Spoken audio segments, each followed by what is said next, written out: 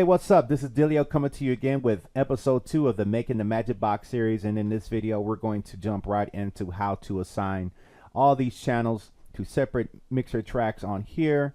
And I'm going to show you a keyboard shortcut to do that. It saved me a lot of time from having to assign all this stuff, and then how to export your track into or to get the files ready for another DAW if you don't want to use it in Studio 1.3, which is how I did the most of this album.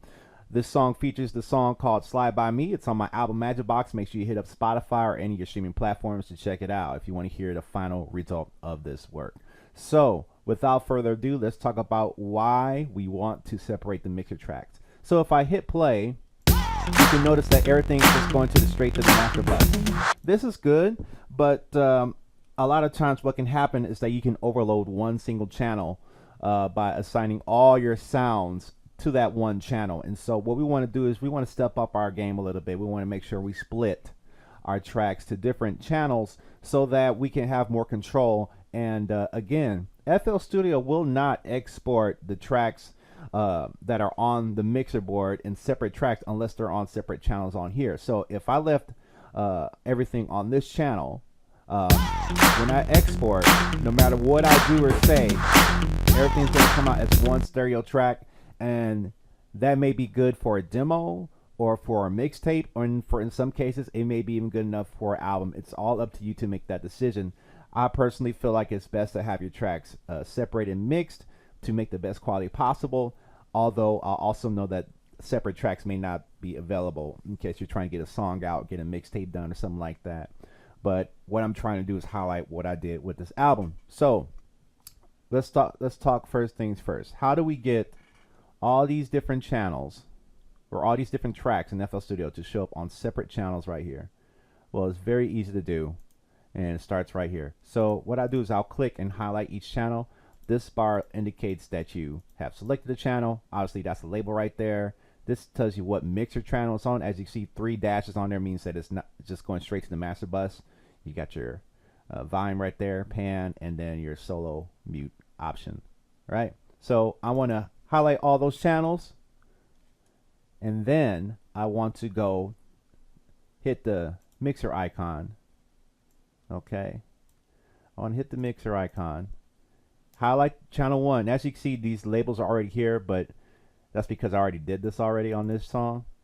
But they would look like insert 25, insert 26. So I highlight that first channel, hit Control, Shift, and L, and as you can see, if we look on our pattern right here, we can see that all the channels are assigned to different mixer tracks right there in one fell swoop.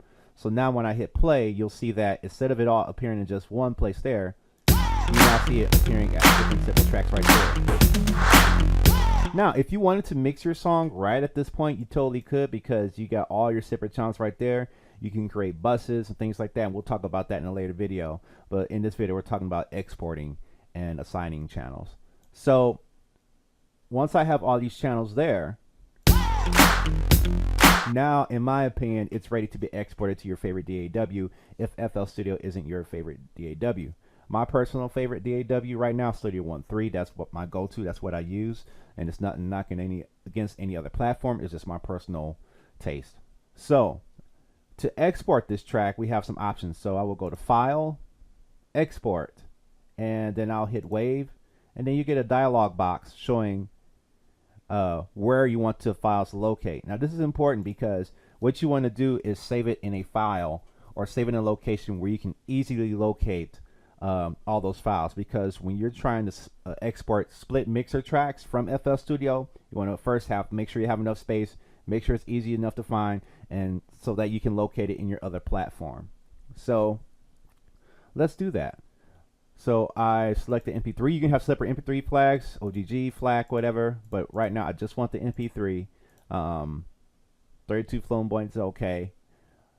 And then you have some options down here. Now, what I like to do is select different options. So the main thing for this, for exporting it into mixing another DAW, is you want to select the split mixer tracks.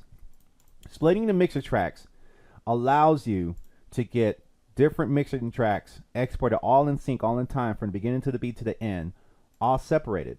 and that enables you to do separate effects in Studio One 3 and so forth like that. So when you want to export a beat, after you assign everything to separate channels, and a lot of times what I don't do is I tried to come up with a decent rough mix in the FL Studio unless I just wanted to sound good there, which most of the time I do. And funny thing is, I'll probably mix the volumes from here and leave these at 0, because I know I'm going to assign them different volumes again once I hit them against different vocals and musical instruments like that. So split mixer tracks, you start that, hit start. Once you start that, it's going to start rendering every one of these separate tracks, the full length of the song or the full length that you probably have highlighted. If you unhighlight that, it's just going to give you one stereo track in the wave or in the audio file format that you want. One more thing to consider before we go is that you want to make sure that you can either do the pattern or full song and wrap remainder. This is kind of a very interesting thing here, because what will happen is, say you have like a pad or a reverb sound, and when you render out as a wrap remainder, that'll enable you to get the tail reverb or some effects. You'll have it in the beginning of the loop or the beginning of the audio file, which makes it loop a lot smoother, so you don't hear a cut in your pad or a little dip in your pad. Cut remainder means that as soon as it gets to the last bar of that song, you know, as soon as you get to the last bar of that song, you're going to get a different, you're going to get the end of that track cut, like boom. So when it gets to this bar right here, there's going to be no audio following back to the right of that. It'll just be cut. And if there is audio lingering here in wrap remainder, it'll bring that audio file, the sound from that audio file, back to the beginning of the audio file, which is pretty good for looping. But in this scenario, what I want to do is go File, Export, Wave File, select where I want to place these files at, or this big group of files, because it's like almost 23 different files that I got to import in FL Studio. We want to leave remainder. That way, when the sounds hit and all the drums and the crash cymbals fade to black, all the files are there. There's no problem. So you hit start, you begin that process, and that's how you export that into FL Studio. So let me show you what the result is in Studio One 3 of what happens when you export out into Studio One 3 from FL Studio with split mixer tracks. All right, we are now in Studio One 3, and I need to upgrade to Studio One 4. But pretty much this concept works the same here. As you can see, there's a lot of audio tracks that are sitting on this platform, and these are all pretty much the majority of the audio tracks that I have rendered from FL Studio 3. And so with these audio tracks being split, when I go to the mixer, I now have separate control of these tracks with different options that I can bring up, and you know, put in different plugins if I want to, assign them to different buttons and stuff like that. So I just kind of wanted to show you the end result. So once we get this exported, we'll talk about some other things, but I just want to show you what's the result and what the files would look like if you were to split your mixer tracks into separate audio tracks for recording and finalizing songs and stuff like that, if you don't want to use a stereo track. All right, so thank you guys for watching, and stay tuned for episode 3 as we dig deeper. If you like these kind of videos, and if you have any questions or comments or suggestions, please feel free to share them in the comments below, and like this video and share this video on your favorite forums like Facebook, Reddit, wherever you go to learn about more music. Feel free to share this video and help this channel grow. All right, y'all take care and stay tuned for more from Dillio, aka www.dilliot2k.com.